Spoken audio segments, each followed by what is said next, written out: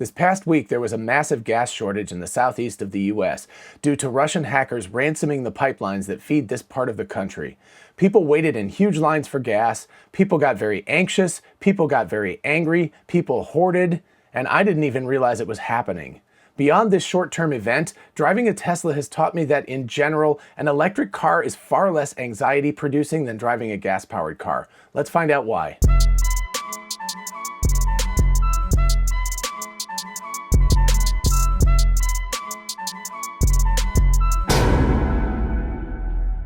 Hey y'all, it's Dr. Know-It-All. So first of all, I want to say this is not a schadenfreude episode, and by the way, that's one of my favorite German words.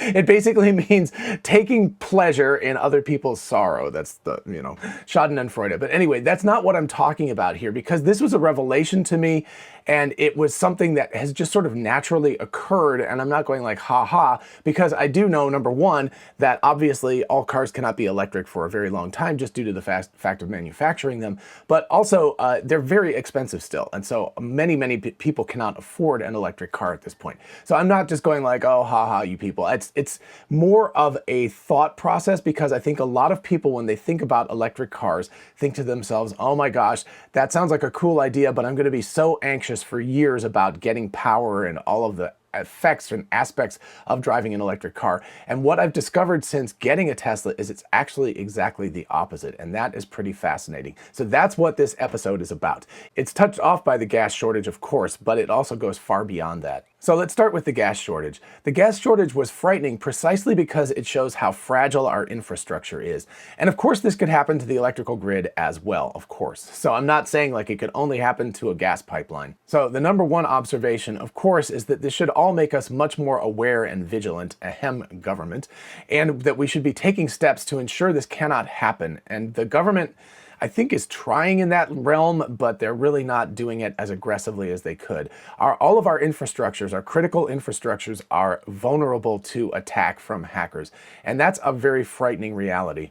But from a personal sort of Tesla-centric point of view, it was really a revelation to me that I didn't even know, and my wife didn't know, that there was a gas shortage going on until people started writing us and saying like, oh my gosh, this gas shortage really sucks.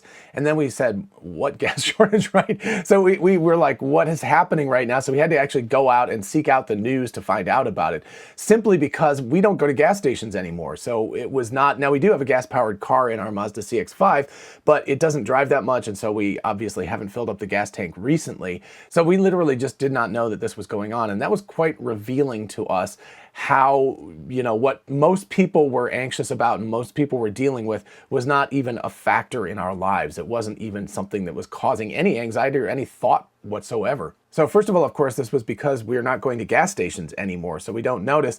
But second of all, it means that as you drive past gas stations, I think there's kind of a normal, I don't know, when you have a gas-powered car, you drive by a gas station and you look at the price and you think to yourself, oh, that's how much it is right now. It's gone up 10 cents since yesterday. It might have gone down 5 cents since yesterday.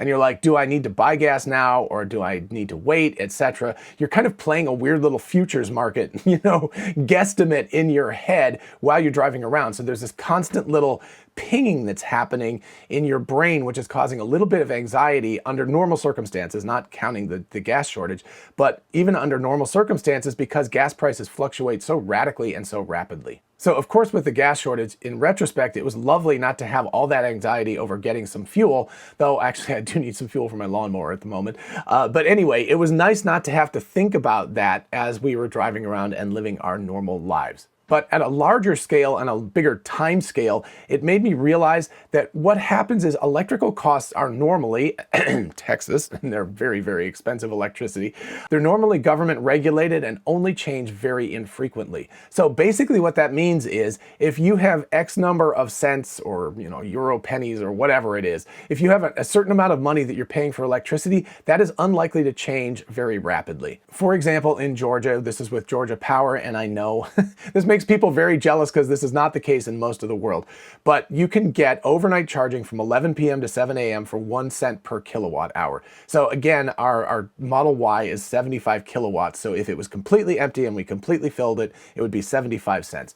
And, you know, our car, even though our Mazda is a relatively small and efficient, you know, gas-powered car, it costs somewhere around $30 depending on how much gas is, but it could cost 25 one day, it could cost 31 the next day, just based on how much gas has raised or lowered. So the big thing is that electrical charges, in addition to being cheaper than gas, are much, much more predictable. And that reduces anxiety because you literally know, okay, it's going to cost me this much, and probably for an extended period of time, because normal electrical companies for most governments have to go through a bunch of processes in order to generally raise the cost of their electricity. So they can't from one day, like, you know, with gas, it could be like, it was $2.59 for a while, and then it jumped up to like $2.75, and I think it's back down to $2.70 now. You know, so it's this weird little thing where it's constantly expanding and contracting in terms of money. That simply doesn't happen with electricity, and that reduces a ton of anxiety around energy for your vehicle. And that's a pretty big deal. So predictability is definitely a huge aspect in reducing anxiety. That means that you just don't have to be sitting there playing the gas futures market every day as you drive past gas stations and think to yourself, am I going to get screwed if I buy today, or am I going to get screwed if I buy tomorrow, right? You know, it's like, which one is the better option at this point? So that, of course, is lovely. The other part of it, and again, like I've said, we're just not in the right market for solar panels at this point because we don't know that we'll be staying at our house. But under many circumstances, many people know they'll be living in a house for a decade or so, and you can get solar panels, which means that you can get electricity even if something happens to the grid. And you can also get it very greenly, which means you're not going to be putting a lot of carbon into the atmosphere to do that. And again, you can get it much more cheaply because, of course, you're generating it yourself on your roof and just passing it down to your car or to your house. So no matter how you're getting electricity, what you can do is you can actually budget out energy costs very accurately in advance. In other words, you can kind of say to yourself, I'm going to spend this much money on electricity for the whole house or for my car for this year. Now, obviously there are some variations because, of course, if it's a very warm summer or something and you have to run your air conditioning more, yes, it's going to cost more. But, you know, if you know you drive, say, 12,000 miles in a year in your car, and 80% of that approximately is being charged from your house and 20% from a supercharger someplace, you can actually think to yourself, about 10,000 miles-ish is being charged on my household electricity bill to charge my car, and then you can break it down per how many kilowatt hours. I mean, if you're of that kind of ilk, you can actually figure out pretty darn closely how much you will spend in the next year on electricity for your car specifically. That's an extremely difficult thing to do with gasoline because you just have no idea what it's going to cost a year from now. So, right, electricity, very regulated market under normal circumstances again, and doesn't move very quickly. With gasoline, it's a totally free market and literally changes daily and by location. You can drive from one gas station to another gas station that's very close, you know, geographically, and pay a very different amount of money for the gasoline. And what I've realized since owning a BEV is that that causes a lot of anxiety, and I didn't even know it. It's just part of your life, right? You kind of drive around and you kind of anxiously look around at all the gas prices and try to guesstimate which one is the best price and whether it's worth driving to the other end of town to save 5 cents a gallon or something like that. You know, there's all of that stuff, and that produces a lot of anxiety, and that disappears with a BEV. So with a BEV, no longer do you have to hunt around for good locations, and you don't need to play the market, you know, a bit to try to get the best price and to guess what it's going to cost tomorrow versus today.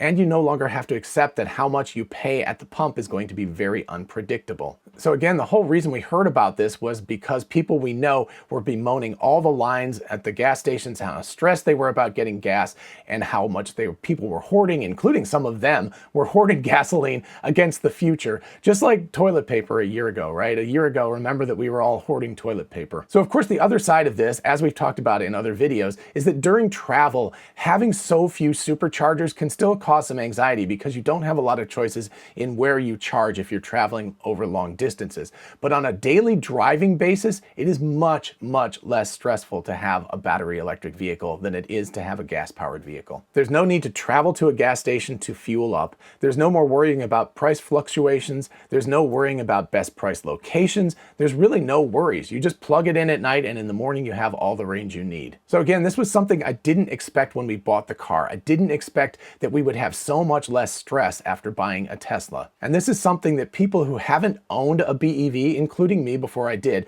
just don't understand. So there you have it. My Tesla is a bit of a comfort blanket in the stressful world of oil-based transportation. Okay, I hope you enjoyed this video. If you did, please like it so other people can find it, and of course subscribe for more of this. As always, a huge shout out to my patrons on Patreon. You all are wonderful. I really appreciate your support. Thank you all so much. And of course, don't forget about WeBull, which is an amazing stock and crypto exchange platform. You can check out the link in the description, and if you open an account, you get one stock valued at up to $250, and if you fund your account, you get another stock valued at up to $1,600, which is amazing. And of course, don't forget that WeBull now supports crypto exchange. And of course, don't forget about our merch store, which has Tesla, Rockets for the People. It has a bunch of other t-shirts and tumblers and mugs, etc. So definitely check that out. And finally, don't forget we are both Tesla and Amazon affiliates. If you look in the description, you can see how clicking on a link and going shopping helps out the channel. Thank you. And as always, don't forget to ask me questions in the comments or at my email address, which is drknowitallknows@gmail.com.